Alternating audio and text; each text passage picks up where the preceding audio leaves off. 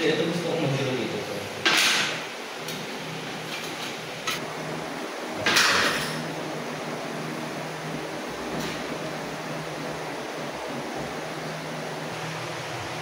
Sino yan? Tulong! Magnanakaw! Sino ka? Magnanakaw! Tulong! Oh!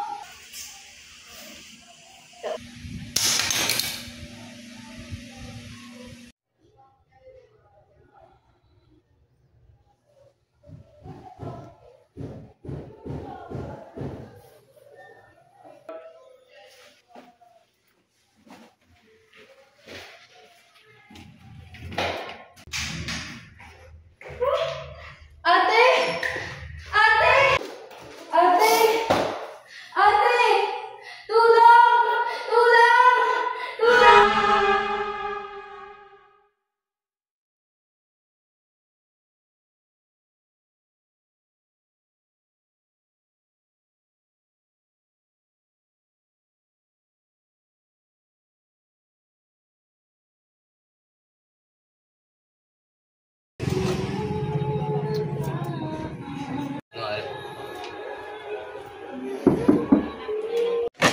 Boss, may warrant of arrest kami na you're under arrest.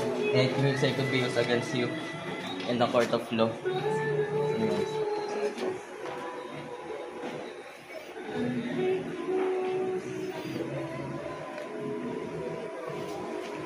Hindi pa siya.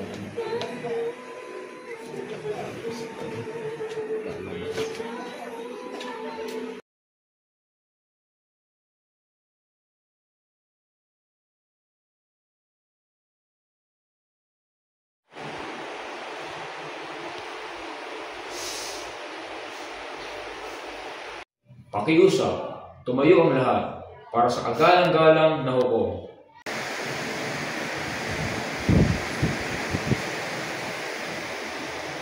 Everyone can sit down. The court is ready. Now let's hear the prosecution side. Good afternoon, Judge Niel Anthony Terraza. I'm Attorney Catherine Bactad. I'm here in a murder case of Mary Palermo, sister of Ina Palermo. Give the details of the case. Your Honor, ang akusado na si Joshua Kien Gonzalez ay pinagbibintangan ng murder dahil sa pagpatay kay Mary Palermo. Ito ay naganap ng 2:35 AM ng madaling araw at nangyari ito sa tirahan ng biktima.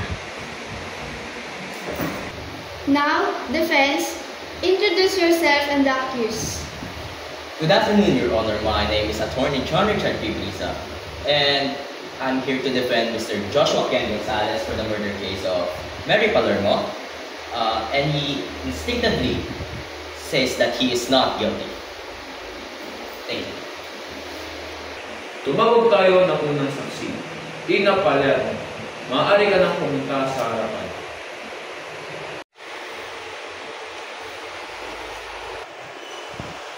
Nangangako ako na magsasabi ng pawang katotohanan lamang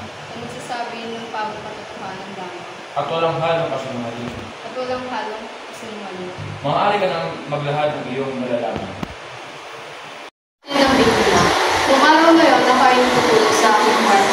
Ako ay nagising dahil sa sigaw ng aking ate. Ikaw yun. Ikaw lang ang nakita ko lumabas sa aming bahay. Ikaw lang yun at walang iba. Well, Miss Ina, right? Nakakasigurado ka ba na siya yung nakita mo doon sa gabi o madaling araw na yun? Sigurado ako. Siya lang yung nakita ko lumabas sa aming bahay. Well, madaling araw nun, di ba? Like you said. Pero, nakakasigurado ka baka maaari na malikmata lang yung mata mo or sure ka na talaga?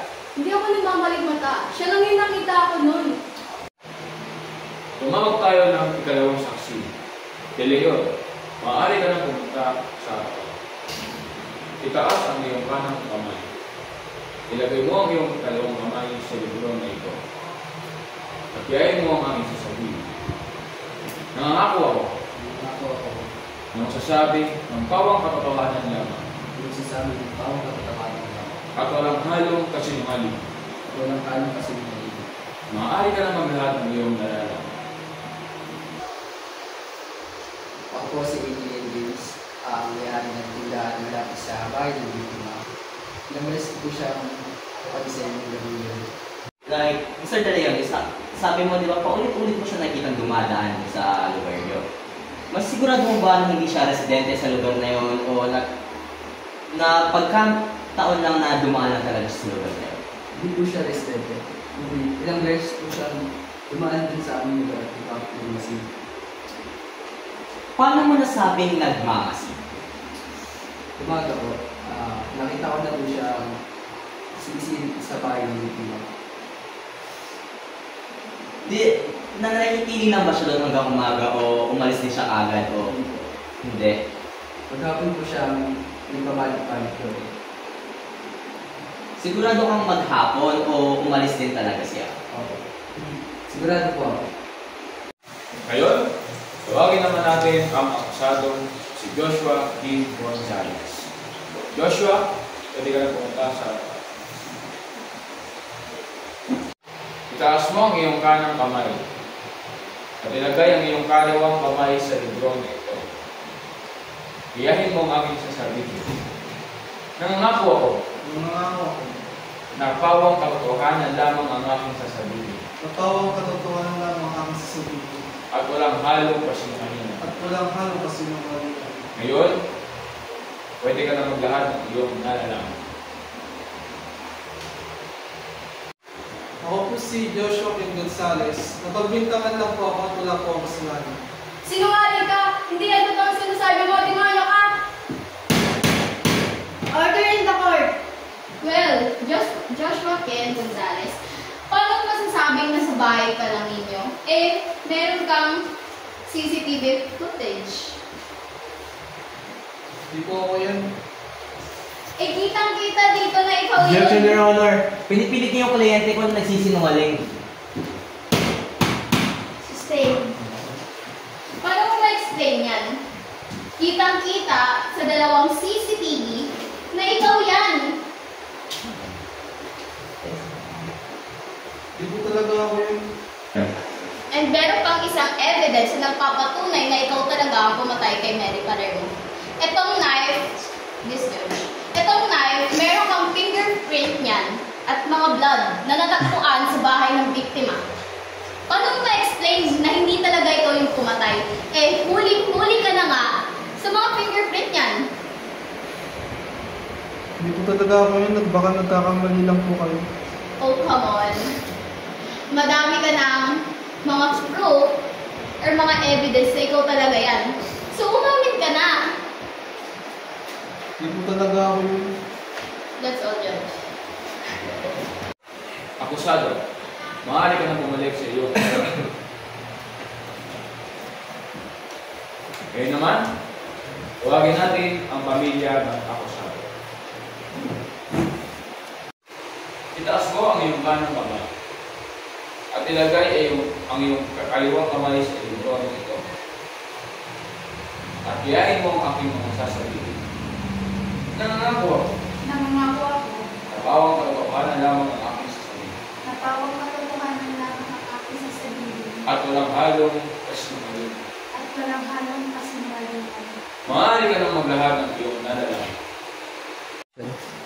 Ako po si Raika Shane Gonzales, kapatid ni Kian Gonzales. Sa araw na iyon, magkasama po kami sa bahay simula umaga hanggang gabi. Ibig sabihin siya ang gumawa ng ilan. Ba't mo pa siya pinagtatanggol? Eh, huli-huli na siya at pinamita na siya. Pwede mo nang sabihin na siya talaga ang pumatay sa biktima para matapos na to. Hindi naman siya may kasalanan. Yung araw talaga na yun, nandun siya sa bahay. Magkasama kami. Sinungaling, marami ng ebidensya, tapos hindi sinungaling ka pa dyan. At mo na talaga siyang pagtakpan. Kasi, pagtapos na itong court na to, malalaman din natin ang mga sagot sa tanong. That's all.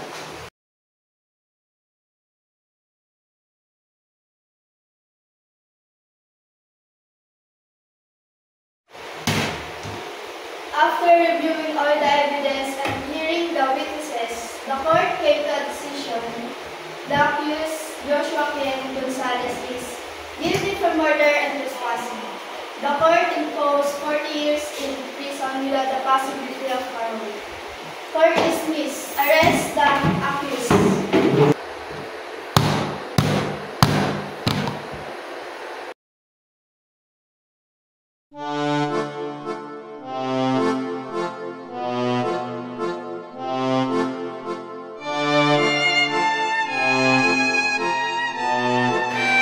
Congratulations, Miss Ina Palermo.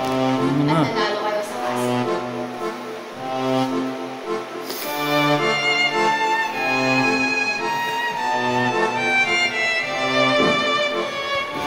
Mabubulo ka sa kulungan. Dapat mo pagbayaran mo ang ginawa mo sa akin.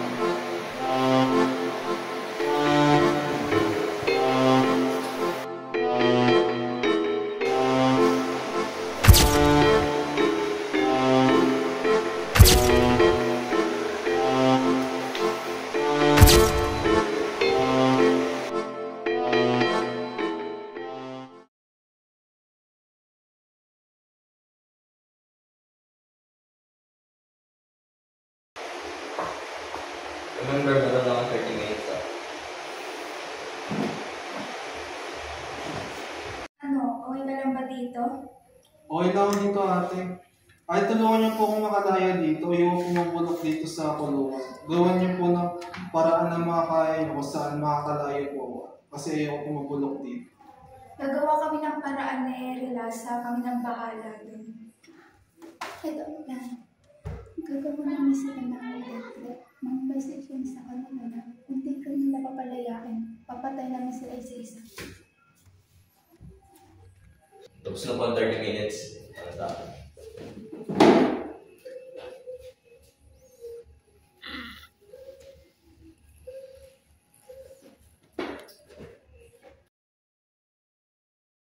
Kamusta? Masaya ba? Magtawanan lang kayo dahil mamaya mawawala yung saya nyo. Ipapapatay ko kayo o ako mapapatay sa inyo para makabawi man lang ako.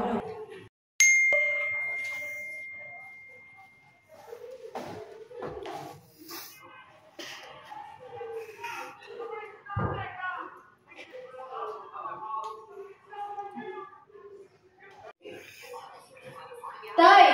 Tignan mo to! Bakit? Anong nangyari? Makakapal naman nila. Sila na nga may ginawa sa atin. Tayo pa ang babalikan nila. Kailangan itong malaman ni attorney at ng mga pulis. Good evening, attorney. Nakatanggap po kami ng pagbabanta sa pumatay sa ate ko. Ang kakapal po ng mukha nila, sila na nga po ang pumatay sa ate ko. Ganito pa po yung gagawin nila. Good afternoon po, ma'am. Send me the picture of the text and I report it for right away sa police. At huwag po kayo mag-alala kasi papapuntahin po natin sila agad yan sa bahay niyo for your security. Yan lang po.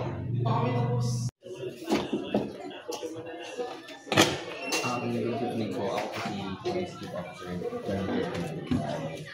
Pinadala po ako ng attorney Catherine to inform na okay na po yun. Nakapagin na po yung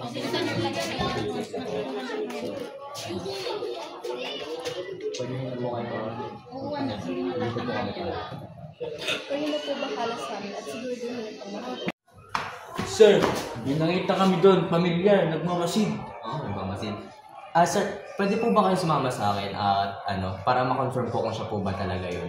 Ano pangalan niya? Salimutan nila. Ayun o. Miss, pwede ka po masama for detaining dahil you are one of the top suspects sa pagbabantang sa buhay nila. Yan. Ano mo ha? Banta-banta ka pa.